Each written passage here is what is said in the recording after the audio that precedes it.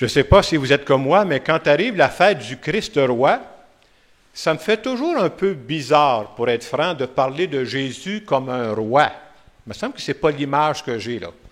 Je ne mets pas Jésus comme roi de la même façon que je parlerais du roi d'Angleterre, Charles III, même si je n'y parle pas tous les jours, là. On veut nous montrer que Jésus, c'est un roi, mais un roi complètement différent des autres. Et c'est un roi qui est venu sur terre, pas pour jouer au grand. Et la question que je me suis posée, finalement, il est le roi de qui? Si t'es roi, c'est parce que t'es roi de quelqu'un, hein? Et quand on parcourt les pages d'Évangile, comme on le fait pendant toute l'année, je pense qu'on peut se rendre compte assez facilement, on est capable de découvrir assez facilement quels sont les chouchous de Jésus. Parce que quand on le voit aller dans les pages d'Évangile, c'est évident que pendant toute sa vie, Jésus a pris soin en particulier des petits, des pauvres, des gens qui étaient rejetés et que les autres ne voulaient rien savoir. Et aujourd'hui encore, on veut dire qu'il est le roi de tous ceux qui en arrachent d'une façon ou l'autre. Et de temps en temps, c'est nous autres. Parce que nous autres aussi, des fois, on passe par des périodes où on est plus petits. Et Jésus est venu nous dire, son message, c'est le suivant. Je suis roi des petits, des gens qui en arrachent, mais je compte sur vous. Hein. Il vient nous dire aussi, à chaque fois que vous ferez quelque chose pour prendre soin de ces petits, chaque fois que vous travaillerez pour donner à manger à quelqu'un, que vous travaillerez pour donner à boire à quelqu'un, je veux vous dire que dans ces moments-là, vous faites partie de ma gang. Et si vous voulez faire partie de ma gang, là, prenez soin des petits. Prenez soin des gens qui sont démunis. Quand vous faites ça, vous faites partie de ma gang, et ça devrait même être un signe qu'on pourrait vous reconnaître. Vous faites partie de ma gang parce que vous avez ce souci-là. Il faut le développer. Il y a quelques années, j'ai lu un article, comme j'ai affaire à parler souvent, j'essaie de lire de temps en temps. J'ai lu un article qui venait des États-Unis, dans lequel il y avait une lettre qui avait un jeune pasteur qui écrivait à un pasteur expérimenté. Il voulait avoir des trucs. Il commençait dans son église, le jeune pasteur, puis il trouvait qu'il manquait de vie dans son église. Y a-t-il quelque chose? Alors, il écrit à ce pasteur-là qui avait de l'expérience depuis des années, il dit probablement qu'il va me donner des trucs comment organiser mon église, probablement qu'il va me donner des trucs, je ne sais pas, pour faire du marketing, pour que ça marche, mon affaire. Et vous savez ce que le pasteur expérimenté lui a répondu? Il a dit ceci. Tu veux qu'il y ait de la vie dans ton église, là? Moi, te le donner le truc, moi. Trouve des pauvres. Donne aux pauvres. Prends tout ton cœur, ta passion, pour aider des gens qui ne seront jamais capables de te le rendre. Puis il dit, fais ça, là, pendant des semaines. Fais ça pendant des mois. Puis quand tu auras fait ça pendant des mois, regarde comment tu vas te sentir à l'intérieur de toi. Je te garantis que ton esprit intérieur va changer. Je te garantis que si tu fais faire ça à ta communauté, à ton église, là, l'esprit va changer dans ton église. Moi, quand j'ai lu ça, j'avoue que j'étais d'accord avec ça, moi. Et comme Église en marche, moi, une des choses que j'aimerais qu'on développe, on a développé différents aspects, là, mais un des aspects qu'on veut développer prochainement, c'est ça. J'aimerais qu'on développe davantage le souci des gens qui sont démunis. Est-ce qu'on va être capable de faire des miracles? Non, je n'attendrai pas les miracles avant de commencer. Mais je pense que c'est important de commencer par ce qu'on est capable de faire. Puis même si on ne peut pas tout faire, il faudrait que les gens sentent que chez nous, il y a un cœur qui bat. Ça, pour moi, c'est fondamental. Je ne peux pas dire sincèrement que j'accepte, moi, de suivre Jésus-Christ, puis que je ne développe pas ce souci-là. Est-ce que dans une église, il faut prier? Ben oui, je suis d'accord avec ça. Est-ce que dans une église, on va célébrer des messes? Ben oui, je suis d'accord avec ça. Mais si on fait juste ça, on passe à côté de la traque. Parce que regardez, plein de pages d'Évangile où Jésus est venu en aide aux plus petits, aux plus pauvres. Ça fait partie de notre identité chrétienne, là. Et en fin de semaine, j'ai voulu vous partager, parce que depuis un bout de temps, j'ai commencé à vous parler de ça, j'ai voulu vous partager des projets qu'on a commencé à mettre en marche. Vous allez voir, c'est des projets tout simples. Mais en même temps, derrière ces projets-là, on veut montrer que nous autres, comme chrétiens, comme Église en marche, on veut faire quelque chose dans ce sens-là. Alors, je vous en partage 4 ce matin, qui sont déjà partis. Premier projet, je n'ai parlé un petit peu de la semaine passée, je vous explique ce qu'on fait. On va faire une soirée d'animation, une soirée de chant, d'humour, etc. Ça va être le 25 janvier 2025. 25-25, c'est pas facile à retenir. On va faire ça au pavillon Jardy-Bonnet, c'est à Mont-Saint-Hilaire, c'est juste à côté de la maison, le quartier, à côté de l'hôtel de ville. Ça va être une soirée qui va être animée par la Tournée du Bonheur, Jean-Guy Piché et son équipe. Là. Ceux qui sont venus à la Fête des bénévoles cette année, c'est cette équipe-là. Alors, pensant à cette soirée-là, on va vivre une belle soirée ensemble, on va s'amuser ensemble, puis en même temps, ce qu'on veut, je disais que quand j'ai commencé à parler de ces projets-là, il y a quelques mois, moi, je ne sais pas toujours qui est dans l'assistance. Et quand j'ai parlé de ça, il y avait un monsieur qui était dans l'église. Je viens de faire la messe à Saint-Hilaire il y a quelques mois, puis le monsieur nous a écrit après pour dire « Je vous ai écouté. Vous avez dit que c'est vrai que vous voulez faire de quoi pour des démunis? » Ce monsieur s'occupe d'un groupe. Il dit « Je vous annonce que je crois en vous, puis on s'engage à vous financer pour les 5 prochaines années pour aider les pauvres. » Et c'est à travers ça qu'on est capable de partir ces projets-là.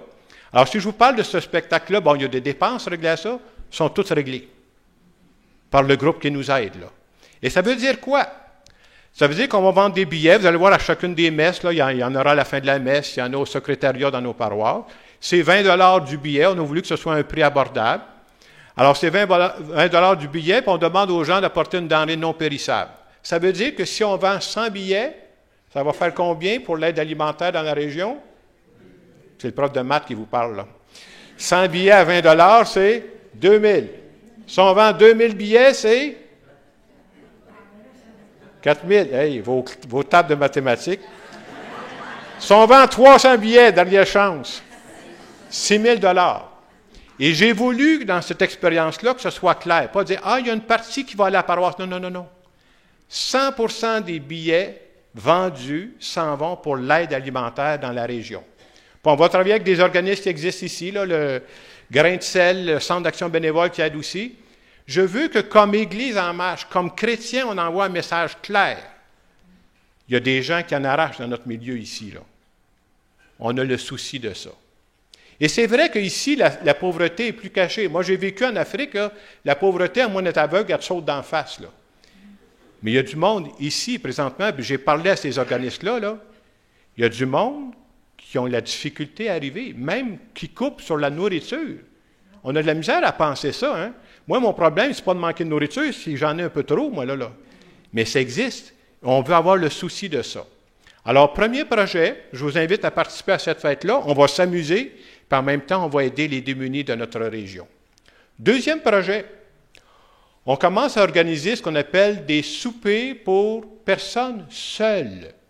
Pourquoi on fait ça? Parce qu'un des problèmes dans nos sociétés d'aujourd'hui, c'est la solitude. Il y a des gens qui s'ennuient parce qu'ils vivent tout seuls et ils ne savent pas quoi faire. Et quand arrive, entre autres, la période des fêtes, comme on va vivre, les gens qui vivent la solitude, je ne sais pas si vous comprenez, c'est comme pour eux autres, c'est 2 fois pire. Parce qu'ils ont l'impression que nous autres, on est en train de fêter continuellement. Je ne sais pas si vous fêtez 3 soirs, vous autres, là. Mais eux autres, ils souffrent de la solitude. Et ce repas-là est organisé, tout est payé. Le repas est payé. Je vous ai dit, on est chanceux, on a des gens qui nous backent. Il va y avoir de l'animation musicale, on veut que ça soit une belle soirée. Si vous connaissez des gens qui sont seuls, parlez-nous-en. On a une organisation pour les recevoir. Et vous savez, on oublie ça, mais la solitude, c'est un des grands maux de notre société. C'est tellement vrai ce que je vous dis là. Pour vous montrer, il y a des pays riches, je peux en nommer 2, entre autres. Le Royaume-Uni et le Japon. Vous savez ce qu'ils ont dans leur gouvernement? Ils ont un ministre de la solitude. Un peu comme nous autres, qu'est-ce qu'on a dans le gouvernement? On a un ministre des Finances, on a un ministre de l'Éducation, ils ont un ministre de la solitude. Pourquoi? C'est un problème criant dans leur pays. Alors nous autres, on ne partira pas un ministre de la solitude, là, mais à travers ce qu'on fait, on va essayer de les aider. Il y aura aussi un autre repas pour personnes seules. Ça va se faire ici, dans les salles ici à Sainte-Maria-Goretti. On va faire ça après Noël, parce qu'on ne va pas tout faire en même temps. Même procédé. Si vous connaissez des personnes seules, on va les recevoir, on va leur faire vivre une belle soirée. Troisième projet qu'on fait toujours pour les démunis, pour aller dans le sens du Christ roi qui prend soin des petits et des pauvres. On a commencé à communiquer avec les écoles. Ce qu'on veut faire avec les écoles, c'est un projet, moi, que j'ai eu la chance de faire à Saint-Hyacinthe pendant que j'étais curé là-bas. On communique d'abord avec les écoles qui veulent. Nous, on ne défonce pas de porte. On marche avec les écoles qui veulent embarquer dans le projet. Alors, on a commencé simplement avec 2 écoles ici, puis on va continuer après, parce qu'on en a plusieurs dans nos nombreuses paroisses. On a contacté l'école Saint-Mathieu de Belleuil. On a communiqué avec l'école La Farandole de McMasterville, et les 2 écoles acceptent d'embarquer dans notre projet. C'est quoi le projet? C'est le suivant.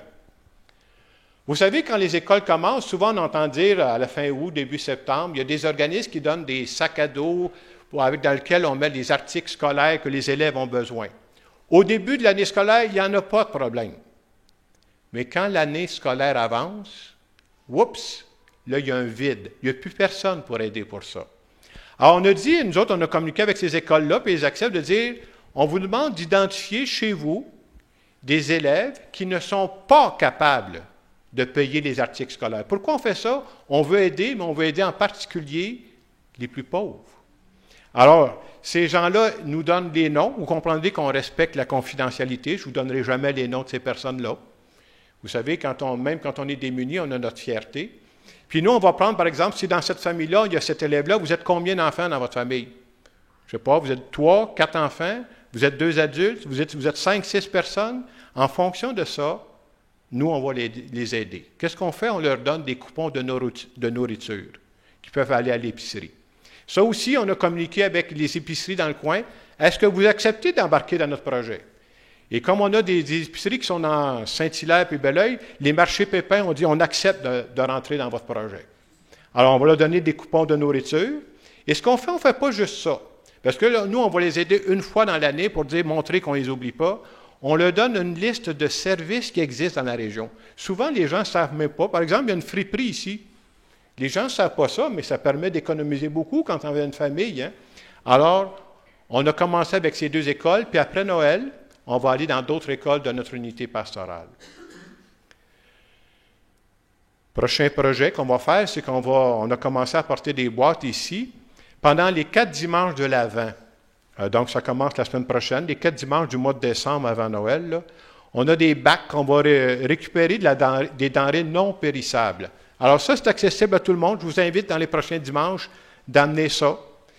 Et ça veut montrer que nous, les chrétiens, on a le souci d'aider ces gens-là, puis on va donner ça aux grains de sel ici pour qu'ils puissent distribuer ça à des familles plus pauvres.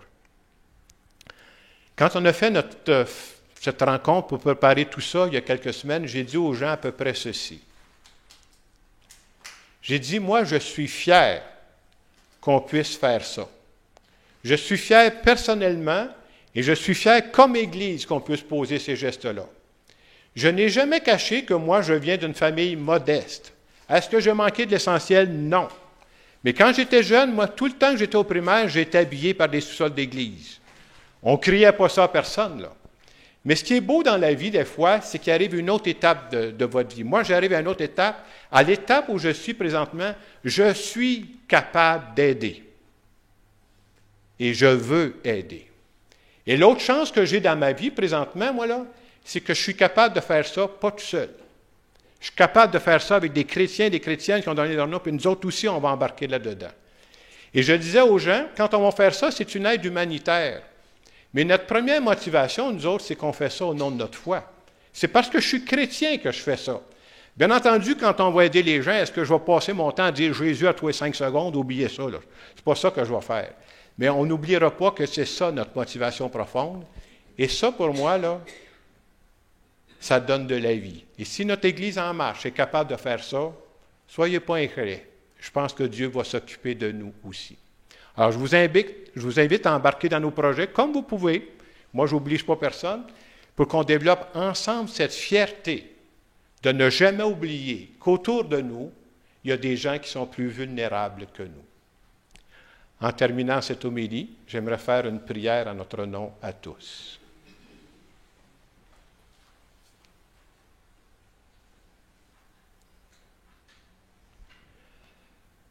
Seigneur Jésus, je veux te dire ce matin que je suis tout à fait conscient que présentement dans ma vie, je suis un gâté de la vie. Et je suis conscient aussi que je ne veux pas rester tout seul dans mon coin.